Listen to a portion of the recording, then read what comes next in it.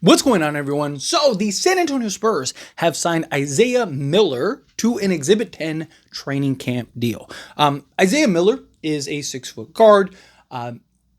Before we dive into it, right, break him down and we'll do all that stuff. I do want to say I don't see him making the roster. I don't. Maybe on a two-way deal, but chances are probably not. He's already 26 years old. He hasn't played in the NBA. He was supposed to for Minnesota, and then he tore a ligament and ended up missing all of the season. He ended up having a season-ending injury, and so San Antonio, I think this is more of a showcase display, right? You're gonna hear names coming out of training camp and stuff like that. So if Isaiah Miller can show kind of like, hey, I have the ability to be an NBA player. I'm, cooking these guys on the Spurs and stuff like that. Maybe it would cause enough intrigue to a team to maybe bring him in on a two-way deal or a roster spot or even like a G League affiliate. Maybe the Spurs bring him down into the G League and have them be part of that team, Austin Spurs or whatever, right? Like there's a lot of potential for that. But as far as like making the Spurs main roster, I don't see it. They recently signed Bismack Biyombo as well. So their roster is filled. Lindsey Waters, he is on a partial guarantee, so technically they could get off him. But I think that they'd rather keep Waters than Isaiah Miller. I think this is just a young man coming off of a season-ending injury that finally got the chance and now is needing to kind of prove himself again, and the Spurs are kind of giving him that opportunity to kind of show, because again, teams have relationships. So like, hey man, like we don't have use for this guy, but like, hey, he might be good for you. Maybe take a look at him type thing, or, his agent can kind of showcase and get film and all that other stuff. So it's just gives him an opportunity to showcase his talent. So I just wanted to get into that before, if people think he's going to actually make the main roster. Like I said, he's 26. He'll be 27 in November. So he's also probably closer to his ceiling than the floor. And last thing the Spurs really need is another guard, right? They already have questions and concerns and minute issues at the guard position. Like the last thing they need is a guard. Hey, obviously you have the main guys, but they have like several, and then Waters, and like it's just that they don't need another guard, right? That the only thing that made sense was maybe like an upgrade at the power forward, like starting power forward spot, or like another big man. And the Spurs went with the big man, and now it's like, okay, now your roster's good, right? Like you don't really need anything else, especially a 6-foot guard, which you need the size now at the guard position. Not saying that 6-foot guards are going to become, completely irrelevant. I mean, Kevin Durant recently talked about this, where he thinks that, the 6-foot guard is going to kind of fade away. Like there'll still be roster spots for guys like that, in a backup role or something. But to be a starter, you need to be big enough to see over the defense and be able to slot in different positions and defend different positions and do all this stuff.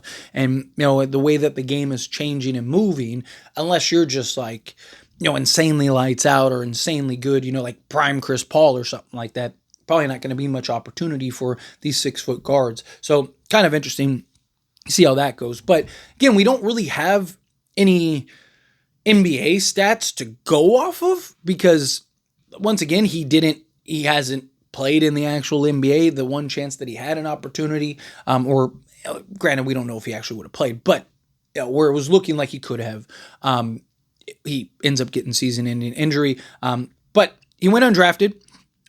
And he did last play in the G League. So his 2024-2025 G League stats were 15 points, 6.5 rebounds, and 3.2 assists. So he was doing really good in the G League when he was playing in the G League and getting those reps and getting those moments. And then, like I said, there were some talks about maybe him, playing for Minnesota at some point, and then had the season injury. Obviously, G League doesn't always translate to the NBA. We've seen a lot of guys that are unbelievable, like legends in the G League, and they just aren't able to make it to the NBA, right? Like G League is a great place for just development and farming guys and maybe finding a key gem here and there. There are guys that do translate from the G League into the NBA. There have been plenty of guys that have had that story, that journey, right? But it's just like anything else. For every one, there are hundreds that just didn't come to fruition, that just weren't able to be. But, maybe Isaiah Miller will be one of those guys. As far as like he's a guy that, would project as like a 3-and-D style guard, guy that can initiate your offense, run your offense, has the athleticism and a bit of foot speed in order to create that dribble penetration, kick out to shooters, right?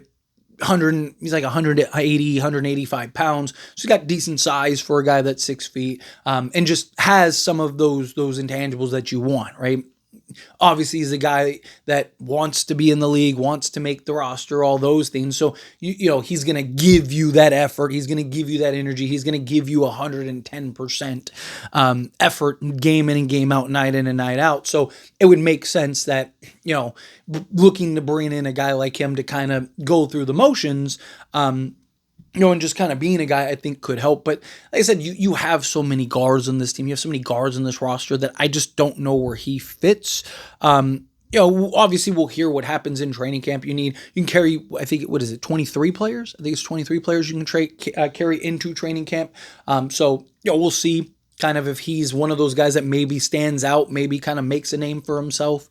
And you get some news and some word that like, hey, no, he's tearing things up, maybe that leads to something, like I said, a two-way spot, or, maybe they do get rid of Waters and bring in Miller or something like that. Even if he is, like, he would have to be like prime Michael Jordan, I think, to actually make the roster or get a real opportunity, because the last thing you need is guard depth, right? It's just like, even if the Spurs made it like a consolidation trade and traded guys like Keldon Johnson and Devin Vassell and, whatever, right? Like you still have guys like Jordan McLaughlin and, you have De'Aaron Fox and Dylan Harper and Stephon Castle. And like, you have enough at the guard positions that can all slot in at the 1 or the 2 for you, that I just don't think adding in an Isaiah Miller is a guy that is like, okay, yeah, that makes it. We can put him, maybe next season or in a couple years, you move on from Jordan McLaughlin and you move into Isaiah Miller and you just kind of have him as a guy off the bench. But I just think that there's so many other guys in the league that can give you what you're looking for Jordan Miller to have. Obviously, or not Jordan Miller, Isaiah Miller. I was thinking Jordan McLaughlin. Obviously, I'm rooting for the young man's success. I would love to see him make a roster and fulfill his dreams and all that stuff. I just don't think realistically it's going to be with the Spurs. To me, this kind of feels like what it is, an Exhibit 10. It's an exhibit to, exhibition to show kind of like what a player can do, what maybe if they warrant a roster spot or something like that. I think that's what this is. I think that, he might show some promise, and maybe another team goes like, hey, let's bring him on our squad. Let's bring him on to our two-way. Let's bring him on to our G League and maybe kind of bring him up the ranks because he showed some good promise, right? That's kind of what you're hoping for. But anyway, as always, this is a discussion. Pass question you. Let me know your thoughts and opinions down in the comments. That being said, if you haven't liked this video, hit that like button. Helps me out. Helps me enjoy these types of videos, and I truly appreciate it. Not subscribe channel, hit that subscribe button. Turn on the bell notifications. Appreciate y'all. See you in the next one. Thank you.